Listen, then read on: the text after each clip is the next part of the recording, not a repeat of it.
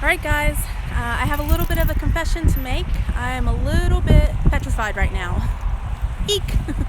So today I'm here at a barrel race jackpot due to COVID-mageddon, as I call it. We have not made a run in like 2 months. And yes, my glasses are still broken. Yes, they're still crooked.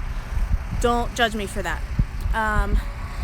But anyway, 2 months doesn't sound like a long time, but for me, being a person who's novice to this and working to achieve that, next level of experience, it certainly feels like a long time right now. And I certainly feel out of practice and out of shape.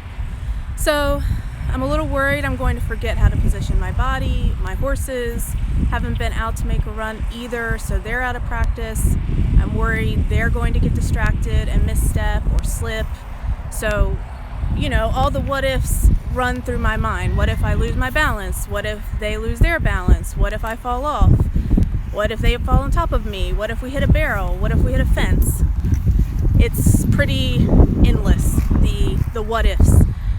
So, the Pandora's box of chaos with all of its what ifs, what might happens, is flying around my brain right now, kind of terrorizing me. And I know to work towards this thing that I want to accomplish, in spite of all that fear and anxiety, I have to take this horse back to the trailer. I have to tack these horses up. I have to get on. And then the hardest part, I have to literally charge down the alleyway, forfeit my feelings of security and control by asking for more speed, more power, and more instinct from this extremely strong animal. And I have to do all of that in front of a slew of people who I worry will judge me if I get it wrong. So I have to run in there, literally hell on wheels, basically towards something that scares me when it comes to both my physical self and also my social self. Let me walk back over to the truck because the flies over here are pretty extensive. So be right back. All right. So this is better. As I was saying, it would be much easier if I were much more self-confident right now. And people are always surprised to hear me say that I have trouble with self-confidence because of what I do for my job and the decisions I have to make under pressure type situations. But, that took a lot of practice and it took a lot of work and molding myself into that, just like everything else. And it's still something I struggle with sometimes. Don't get me wrong, I have a lot of self-confidence when it comes to the person I am, although that was something I used to have to work towards as well. I do feel like, at this point in my life, I'm pretty secure in myself and who I am, what I believe, etc. But that's not necessarily the same thing as being confident, going out there in front of a crowd and doing something that I don't feel super confident doing yet. Or walking into a social situation and having all eyes on me, things like taking charge and having a big presence around people I don't know. I'm naturally a keep to myself kind of person. And so doing stuff like this and doing even these videos actually is very nerve-wracking for me because of those reasons. So I think it's important to just keep that in mind. There's different levels of confidence out there, and you can be confident in certain things, but maybe not very confident in other things. And, that shows up in my runs. If you watch me run versus some of these other girls, you can tell I look more nervous, more timid. And my results, they reflect that. The person I consider one of my mentors says this all the time. Whatever our situation is, whatever our struggles are, our insecurities, those things follow us into the arena. And I'm talking specifically about barrel racing now, but I think that this can apply to any area of life or any life arena, if you will. Like, for example, our relationships, our careers, anything we do is affected by our securities and our insecurities and how hard we work to balance those two out. Now, that doesn't mean I should beat myself up for not being as good as I want to be yet. Absolutely not. Be kind to yourself as you are growing to the next thing. But I do want to acknowledge that I know I need to work on my mental game, and that's something I need to prioritize as I move forward. And this would be much easier if I were more experienced at this, but I'm not yet. I've been riding horses for a long time, but this level is still very new to me. I'm still learning and perfecting, and it still feels very unfamiliar to me and to my brain, which we can talk about another day, but in a nutshell, it's really important to remember this factor when we talk about anxieties and fears. The brain naturally feels secure when it finds and is engrossed in something familiar. Unfamiliar things naturally cause the brain to send us, big warning flares. It's a very primitive safety mechanism, just, flashing red lights. Hey, you don't recognize this. I don't recognize this. Are you sure that this is safe? And we can talk about that pathway another day, but I think it's important to point out here. The more familiar we become with something, the more our brain chills out about it. And that's the reason desensitization techniques work. That's probably one of the reasons the saying face your fears exists. And this is exactly the reason this is hard for me right now and why I'm scared to go out there, saddle my horse, and do this thing. But what am I actually scared of? It's all the what ifs, right? What if my horse stumbles? What if I fall? What if I hurt myself? What if I make a fool of myself? All the what ifs.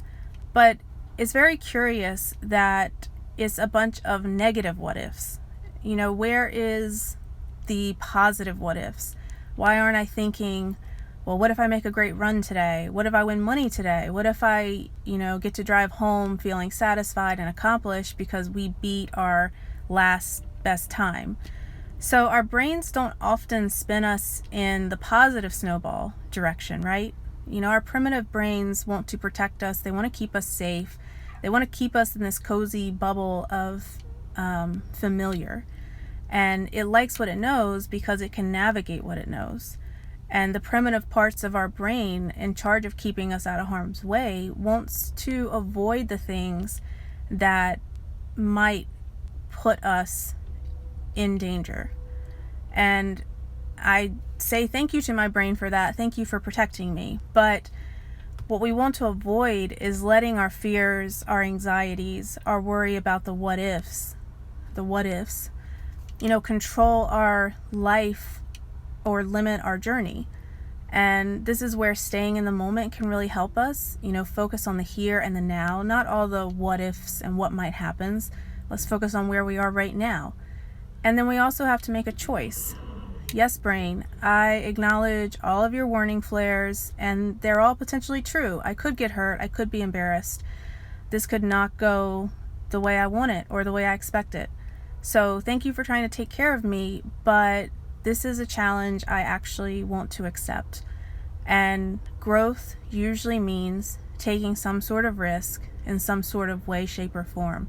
And it's our job to make a decision about who we want to be and where we want to go and what we want to accomplish in life. And then we have to be honest with ourselves. We all want different things in life for a mess of different reasons.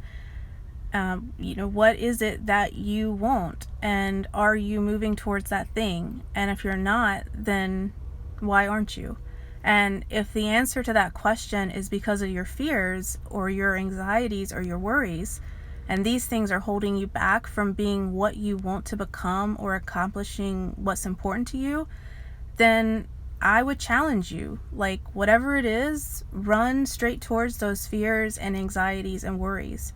Face them. Don't lie to yourself. Don't say, oh, you have nothing to worry about, nothing will happen, blah, blah, blah. Don't lie to yourself. You owe your mind more than that.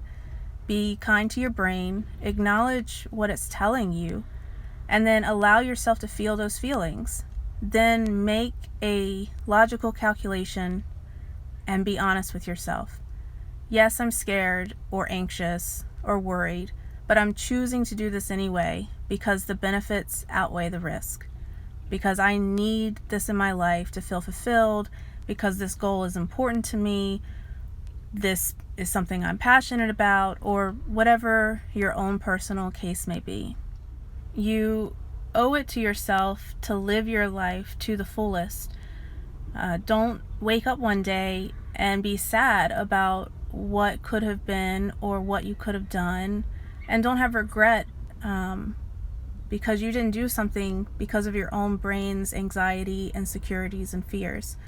There's many things that happen to us and affect us in life that are not within our control, and we can't do anything about them. But our mind is not one of those things. Don't let that be the thing that is holding you back. And if your brain is the thing holding you back, just know that you are the only person that can change that. You and you alone. You can have the best support system, the most money, the biggest fan club, all the privilege that can give you a head start, and those things will help, but they won't fix this for you. When it comes to your mind and getting your mind operating the way you want it to, the way you need it to for ultimate happiness and fulfillment,